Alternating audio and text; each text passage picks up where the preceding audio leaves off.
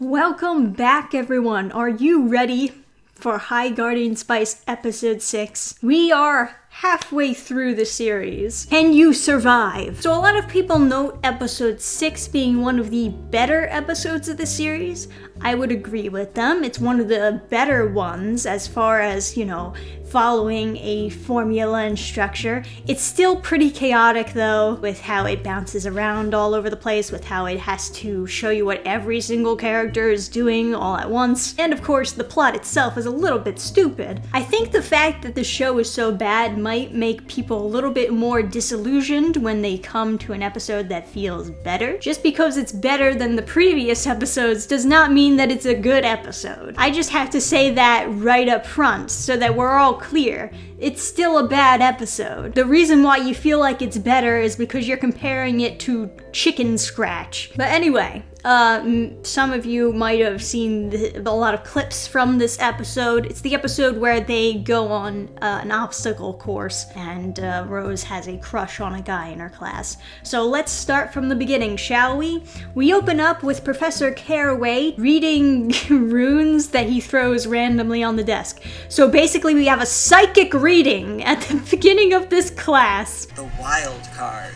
The way it landed implies destruction. Of course, right? Of course. Everyone on Tumblr is into that psychic shit. Oh, I gotta cleanse my chakras! So anyway, in comes Aster, and he's late for class. And it seems like when they introduced him, they had a lot of inspiration from Buckley from King of the Hill. Buckley! Hey.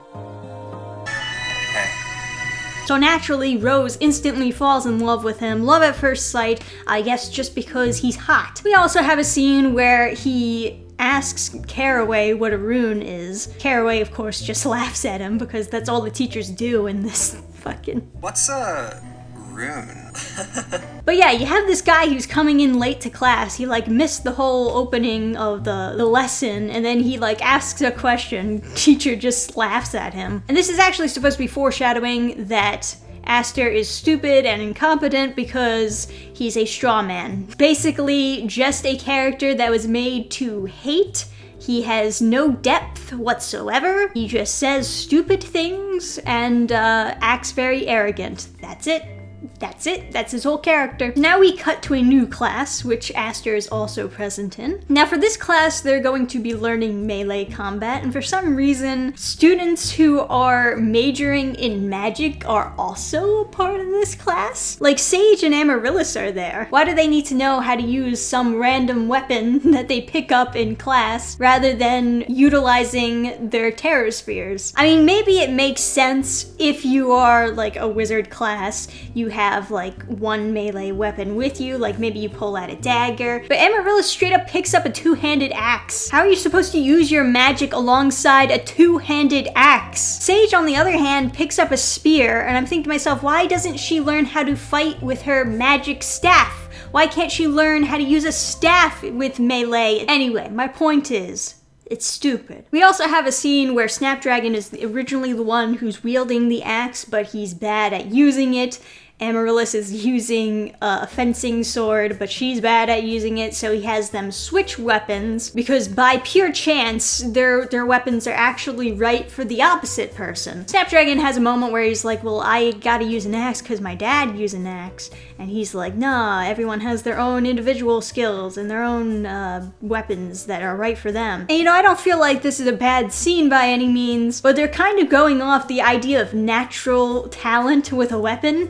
If you're bad at a weapon, it's because the weapon isn't right for you, rather than you need to practice to get better. Also, like I said, Amaryllis is using a two-handed axe. How is she supposed to use that alongside magic? It's stupid. Rose, on the other hand, is spending time with her crush Aster, gets to know him a little bit better. Like I said before, he's not a real character, so there's not much to learn. He calls her by the wrong name, and she doesn't correct him. And there are other points throughout the episode where she actually goes out of her way to insist that the wrong name that he called her is actually the right name. So while Aster is admiring her mother's sword and is, wielding it, he accidentally cuts Rose, and that's once again supposed to be more foreshadowing that he's super incompetent and useless. But Rose almost chopped up time in the first episode, so no room to really talk here, honey. They also note that the sword is enchanted and cannot break, so it never needs any tune-ups, even though the pommel of the sword broke a few episodes ago. Remember that? Apparently the writers didn't. Sage is sparring with Snapdragon. They're all sparring with real weapons, by the way, because, you know, that's not dangerous at all. There's such an easy to fix problem too, because all you have to do is say that the weapons that they're fighting with are all enchanted so that they can't harm a human being or they can't like actually cut or damage anything. Although there's really no reason for them to have their weapons anyway, because the obstacle course that they end up going on really has to do with physical strength and directional senses and memory. There's hardly anything that really requires a weapon to go through this obstacle course. Parnell and Parsley get paired up together, and their run through the obstacle course basically just consists of Parnell hacking the obstacles and finding easier ways to get around them. Parnell! Snapdragon and Sage are paired up together, and they end up getting trapped in the maze for a while.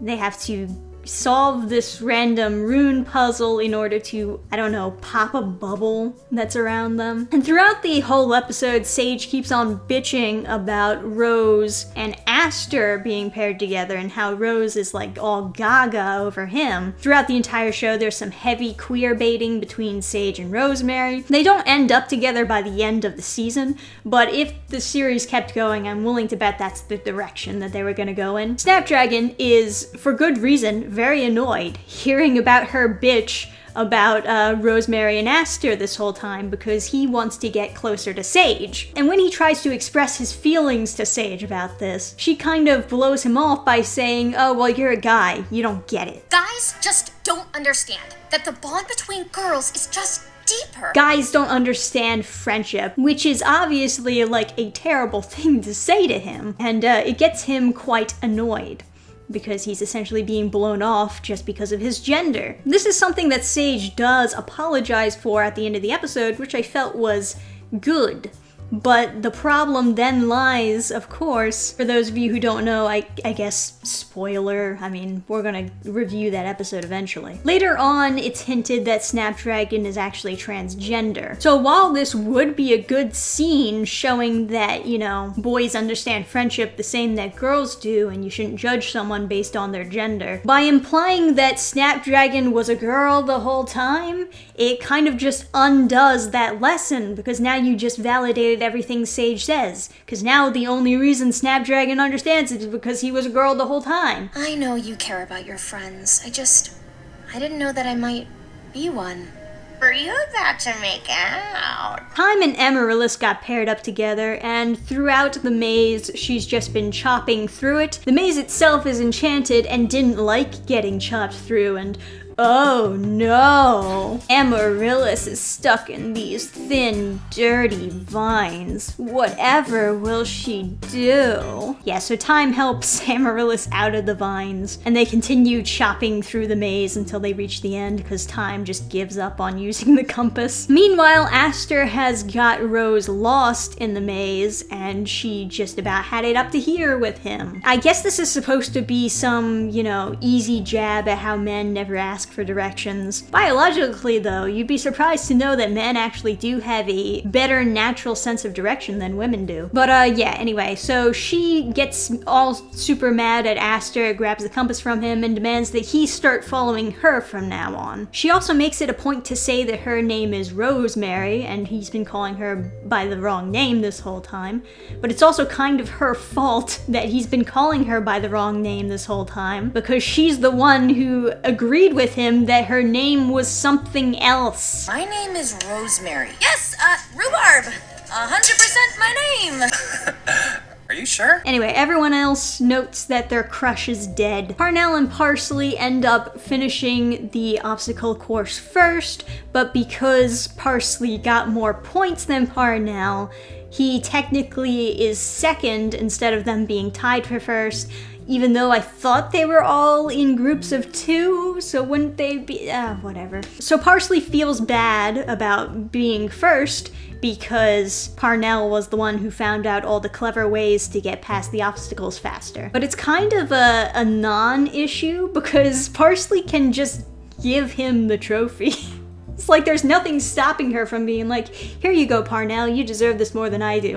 But instead she's like, how do I dock points from myself so that he can get first? So everyone makes it out of the maze. Aster has this super bad speech that basically just exists so they can be like, see how bad this guy is. It's been fun, Aster, but yeah.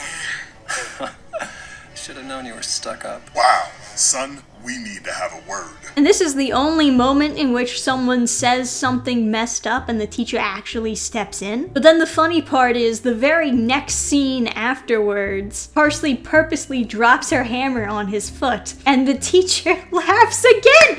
Every teacher just laughs when their students are getting hurt or bullied. Yeah. But yeah, so she gets points docked for hurting another student, and then woo, Parnell gets the trophy, even though she could have just given him the trophy. Anyway, that was stupid.